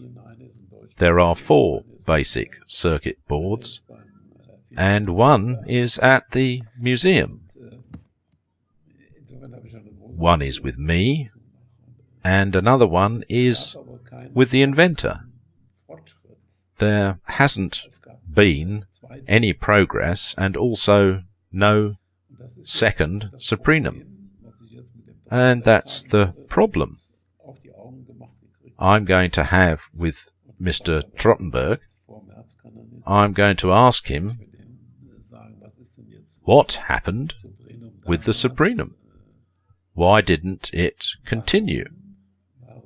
The Chinese just built the new fastest computer in the world a day or so ago, and he's going to argue that they had failed with programming the parallel part. Well, sometimes as an interviewer you have to ask the hard questions too. Not all the questions are questions that the interviewee likes. That's what I'm interested in. I'm not interested in a new network card with golden buttons or something. I am interested in the background stories and the people I worked with back then. They became older. I have become older, and I want to talk to them and ask them what could have happened and what could have been. And we can be honest about what exactly has happened. A lot of the pioneers I'm interviewing are 80 years or older and still very active. Yes, and that's good. Martin Cooper, for example, he will turn 89 on December 26th this year. You stay active. Yes, I wouldn't know what to do with myself. Should I paint our apartment? Sometimes I even do stuff like that myself. That's what a lot of them said. What else should I be doing? My whole life I haven't done anything but some technological and electronical pioneer work. Why shouldn't I keep going? We also created a new form of art. In 1986, the Robo art. Robo art? Yes, 1986. You can even find it on the internet. Robots painting pictures? Yes, kind of. We did a little more than that back then. In 1986, we measured brainwaves through 36 different operational amplifiers. We were able to measure alpha waves. Alpha waves are there when you relax or when you are under stress. I'm not sure, and are not there when you are under stress. These are two factors you can measure. We measured them and fed them to a computer and gave the computer several possibilities to choose from. For example, a flower or a flash, which was the opposite of that. For example, if you think about a plane crash, you are on the side of the flash. The computer then reached for the symbol the alpha waves told him. We had a canvas and a computer which was located in the middle of the room and which was able to move around. The computer could then choose between 4 different colors, and then it painted. For example, the plane crash in the form of a flash, it wasn't easy with the computer located in the middle and only having a single arm. You would have to head for the canvas from a different angle if you wanted the computer to paint in the upper left than if you, for example, wanted him to paint in the middle. You would have to use very complex mathematics to make this work, and we did it as hobbyists. We presented it at the fair in Cologne in 1986. I still have 4 paintings of this Robo art. We had the idea that someone could be anywhere in the world and record his alpha waves and write them down in a data file and send it to the robot who would paint the painting. All of this even reached to document in Kassel. I wanted to fixate the Robo art on us because it was going to be big. Today, no one could go as far as we went back then. I am very proud of how much we did, and I think that was something you can look back on. We even had a professor walk by and tell us, this is crazy. This even involves neurology, and so on. Back then, have you ever thought that you were the first in many of these things, and also that you have kind of a pioneer position? Yes, we were pioneers. For example, a colleague of mine, Mr. Rudolph, created a way for blind people to detect whether the clothes they were wearing were blue, red, or yellow. They needed to know if the shirt they selected was a white or a black one.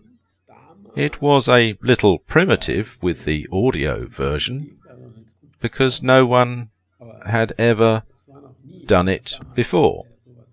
At the fair, we let a robot run over a painting and determine the colours, and we would create an acoustic painting of the colours. For example, so you could imagine if the painting was one of a war with a lot of black in it, or if it's a happier painting. If that was the case, it could have been red or yellow or so. We could say that all of these were experiments, and that would have been true. You could hear it if it was a happy picture the robot was walking over. I think we can be proud because we were little inventors and developers. Well, I've seen that you're still active. You recently received an award. I'm also proud of that because this is where big things happen in the world. I am talking about the 3D stuff with the printers and all. I, by myself, don't own a 3D printer. I don't have the time for that anymore. I know someone who has a 3D printer that cost $1.5 million. He's only printing with titanium. The titanium powder gets melted by the laser. He does that for Boeing, for their engines. He prints the nozzles for the engines in titanium with his 3D printer. Before that, you would make them with titanium too, but you needed to build actual tools. Nowadays, you make them with a 3D printer, and you simply write a program for it. There are a lot of things you use 3D printers for nowadays. For example, you can make tissue and face implants. There are even 3D printers that can be used to build real organs, implants, like heart valves, or something like that. Many dentists make their teeth the same way. They just take a picture and then they print it, and the tooth is better than any technician could have done it.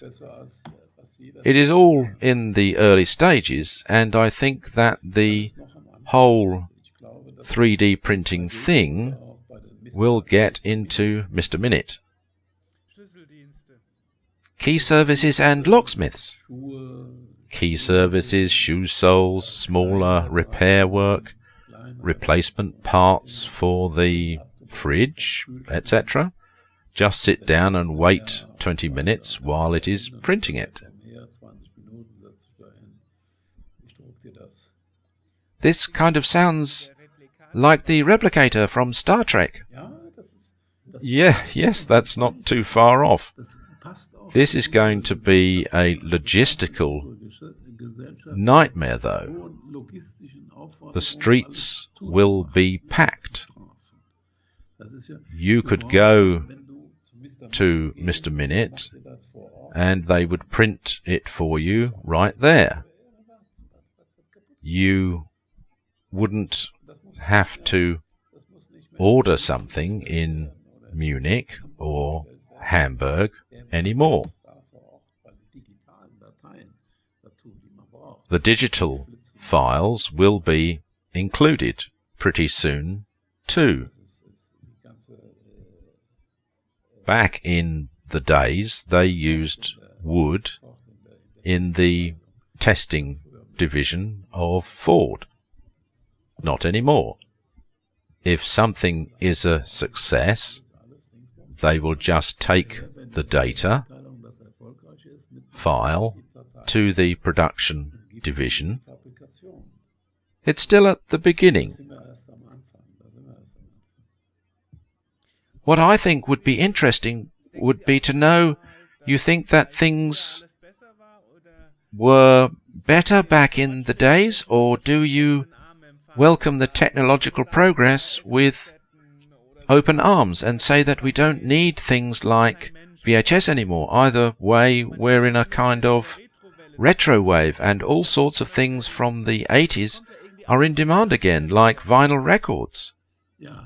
Yeah, okay, but it wasn't better back in the days.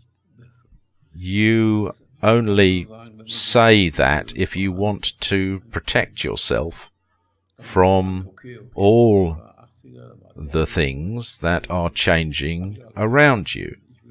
Some people say the 80s were awesome, and I don't want to have the 90s and 2010s because they were too complicated. A lot of people feel that way. I've always gotten through somehow. Otherwise, the only thing I would be able to do is to sell something in some shops. I have never sold anything. I've also seen a lot of things before they became big, just like the 3D printers now. The 3D guys are great and have a totally new way of thinking. We will live to see me pinning a flower to my jacket that is blinking, and that I will be able to wash with the LEDs still attached to it. We'll see all of this, and having some type of device in my pocket that I will be able to use to control the LEDs. You just have to keep thinking ahead. What do you think about chips or implants? It's something that's been talked about for a while, whether or not you will have a smartphone in the future, or if you will have the microphone and stuff under the skin in the form of a chip or implant. There have been scientists who've implanted themselves a RFID chip under their skin. This reminds me of the computer club. There was this one guy in the studio in the beginning of the 80s who had this small copper coil. He said that you could hide it in your ear and that there would be billions of contacts and addresses on there. So you would know that this is this guy, this is this, that one, and so on.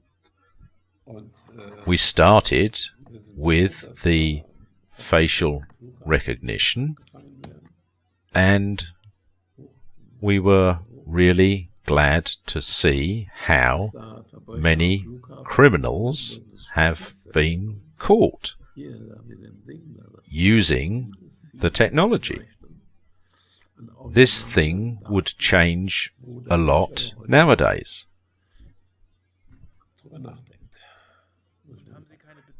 Don't you have any second thoughts about the right of privacy or the protection of personal data when everything is being surveyed? Do we want a police state, like in Great Britain, for example, where there are cameras everywhere? Do we want that? Do we want that, or do we need that? That's the question. Is the world more secure through surveilling everybody? I'm not sure if we should allow something like the truck driving into the Christmas market to happen again.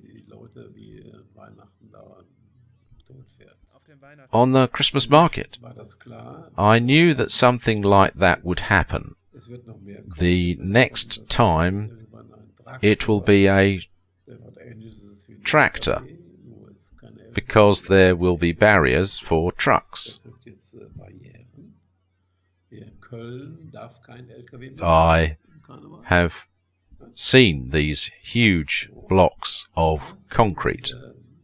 When the attack happened in Nice, I told my wife that next time it would be a tractor that drives into a tent of people singing Waltzmusik. A truck wouldn't get through anymore because of these huge blocks of concrete. And when the tractor doesn't get through anymore, then there will be a car driving into the tent. Cars can kill too.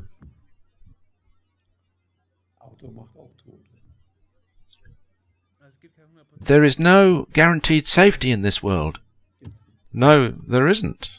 There will always be somebody who is going to be held responsible for that stuff.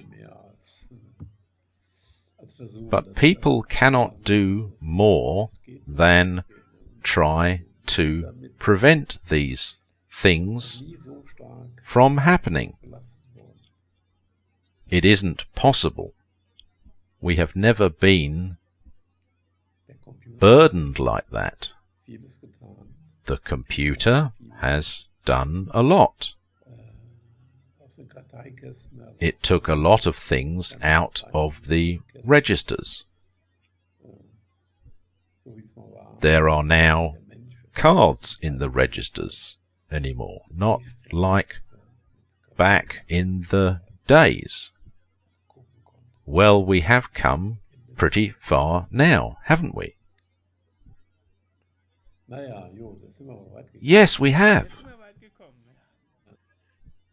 I could have shown you something, for example, the articles I wrote when I was 14.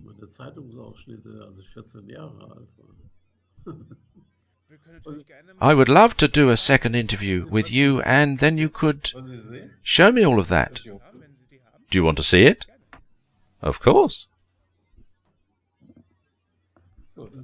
That was my journalist age when I was 14 or 15 years old.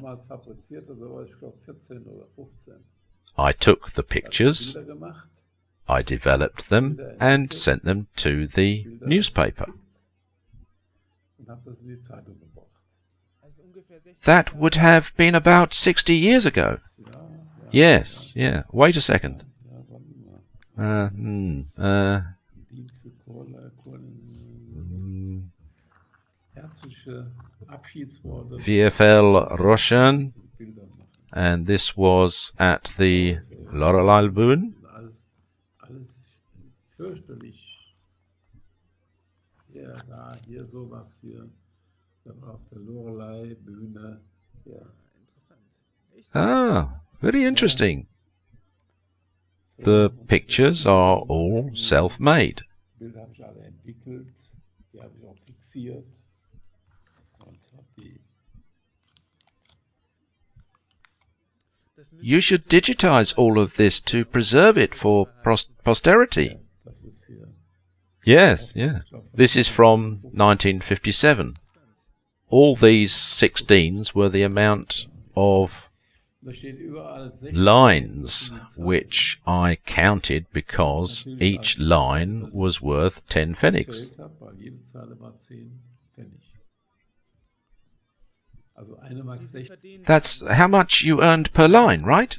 Das Bild Yes, and the picture was about 10 marks. 22 lines here, und hier 22. 11 lines here, 7 lines here. That was a lot of money back Aber then. das war viel Geld damals. Hier, hier. I can imagine, yes. Very pretty. Da, hier. That was local journalism. And then I noticed that I could Da habe ich gelernt. Hier, da. sell the pictures So, das habe ich dann immer mit of the Ich wusste immer, hier, Lorelei to the Bild newspaper. Und so, und das waren so Sachen mit Lorelei und so weiter. Dann habe ich aber gespürt, dass ich diese Bilder Lorelei der Bildzeitung verkaufen kann. Weil da war keiner da von denen. The newspaper that no one reads. Nee, die Bildzeitung, die No, the newspaper which doesn't have so. Und dann any habe ich journalists left. damals, I got 300 marks per picture. ja, Wow, that probably was a small fortune back then. Yes, and here's my grandmother. Großmutter hier, She turned 100. die wurde 100 Jahre. Und, That's when we had a big family fight. Da gab es keine Entschuldigung. Oh, okay. Ja, gut, okay. I've gone through a lot.